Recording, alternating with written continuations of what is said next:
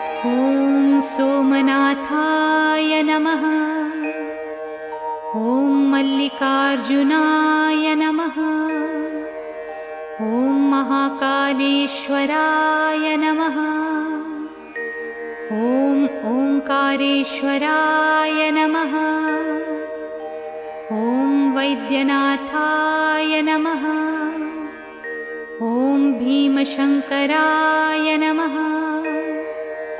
ॐ रामेश्वराय नमः। ॐ नागेश्वराय नमः।